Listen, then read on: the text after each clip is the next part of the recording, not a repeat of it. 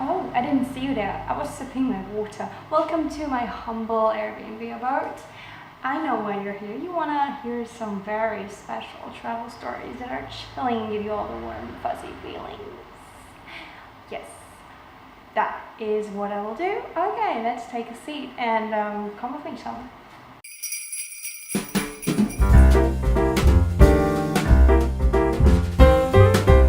Alright, let's get started with one of my favorite stories, which makes people laugh at my expense.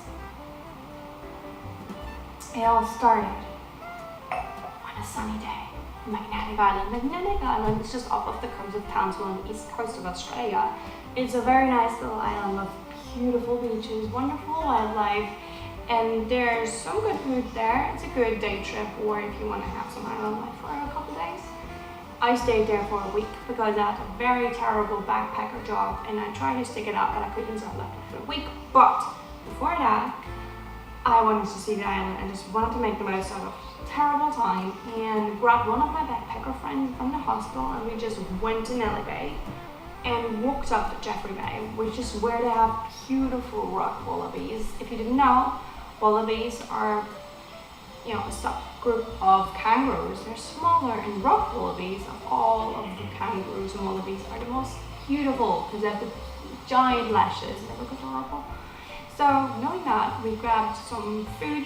They sell the food, satchels by the beach at Jeffrey Bay. So we grabbed those and we walked to the cliff where they were supposed to be hanging out because they were rock wallabies. I mean, they climb around rocks. They live in rocks. And well, there were none. That was fun. So we just walked back, being all depressed and said, well, that's a great way to start the day. What an adventure, woohoo. But suddenly, the rock wallabies were ganging up on us. They were slowly creeping up on the rocks above us, like in a U shape, and staring down at us. They heard us talk about the food. So they were creeping down the rocks. You know how they sometimes pull themselves forward with their little paws, but it's also creepy. Cute and creepy. And one of them just bounced right in our way and stared at us, demanding the food. We were happily obliged because duh, it's rock wallabies, we want to feed you, duh. So we fed them a little, we just threw it there and we just watched them like, oh my god, this is all so amazing. And there was one wallaby which didn't move, and I felt like, oh my god, that's perfect for photos and videos, and I made my friend film me. I don't think I have the footage. Oh, damn it. And I thought you were behaving really well, so might as well just give you the full hand and have a nice picture of it eating from my hand. So I just, huge portion, very generous, held it there, and then the wallaby just sucked it all right out. It left me a very nice present, yellow slob all over me. It was dripping from its mouth, green yellow saliva, and it was in a pitiful state. Clearly had some illness, and clearly I got a good handful of it. So I bathed my hand in hand sanitizer for a little bit. It was fine.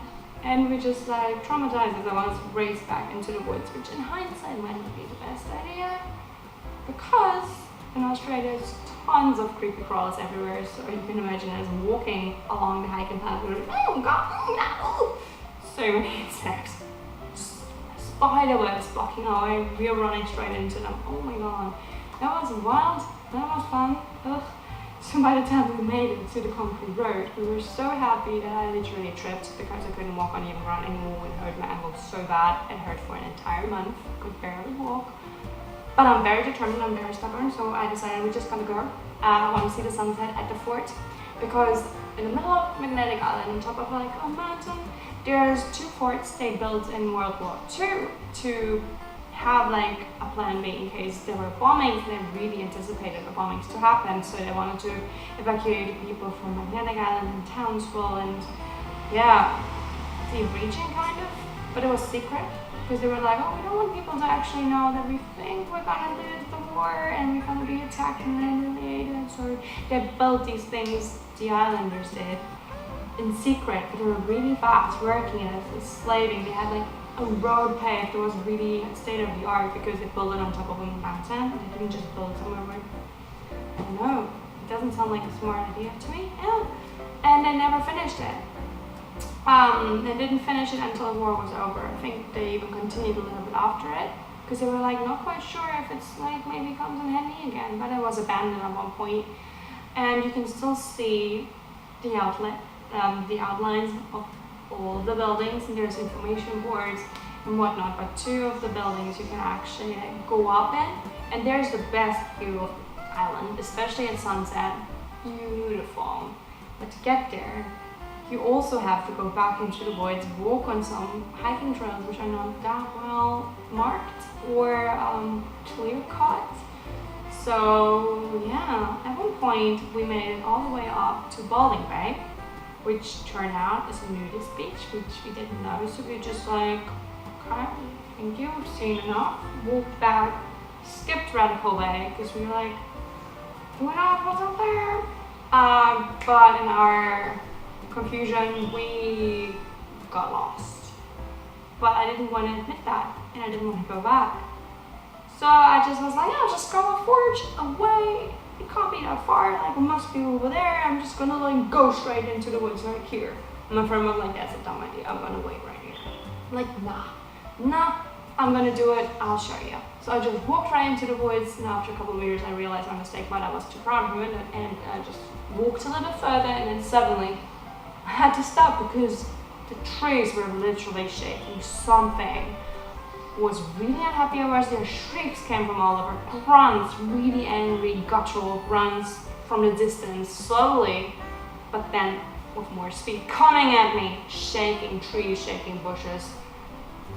Closer and closer and closer, and I was sitting there with my stupidity and regret and angst, and just ran back to my friend, grabbed my friend, and we just raced back to the road. Like, oh my god, there was a car coming. We were so afraid.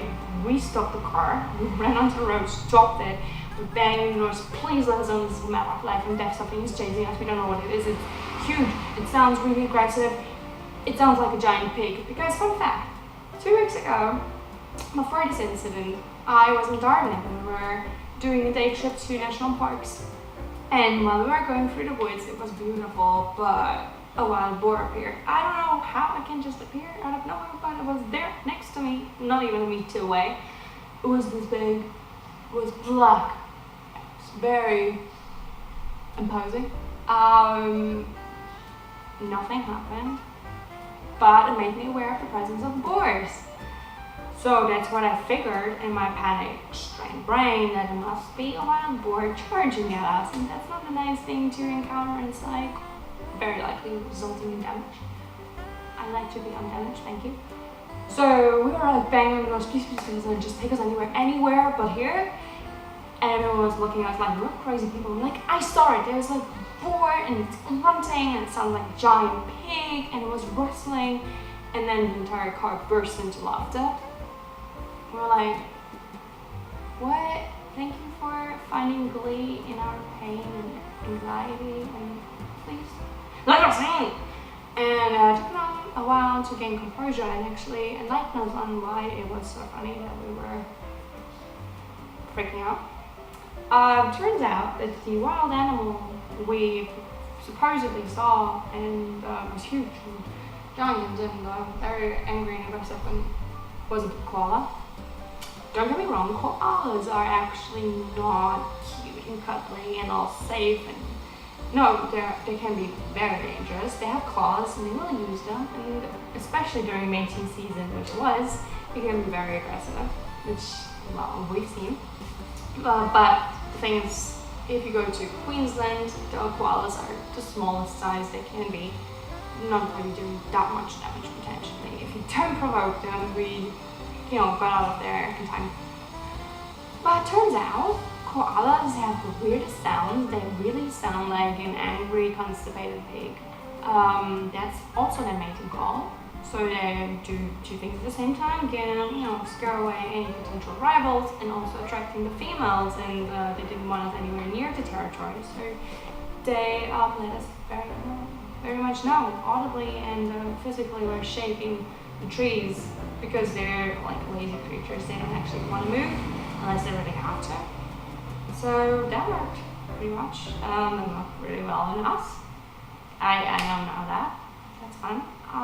Koalas sound crazy. So that not being enough to scare me off my trail, my friend pretty much split right after that, and I just went straight past an ocean of more eucalypt trees with koalas in them, straight up to the forts, and it was everything. The forts weren't pretty, like it's absolutely not pretty, but if you climb up there, take a torch with you and good hiking shoes, because on the way back it will be pitch black and there will be potholes.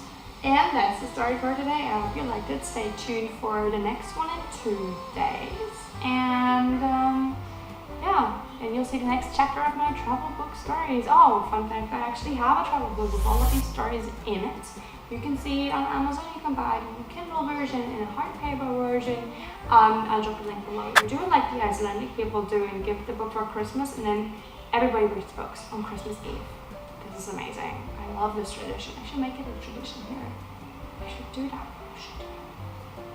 Later days.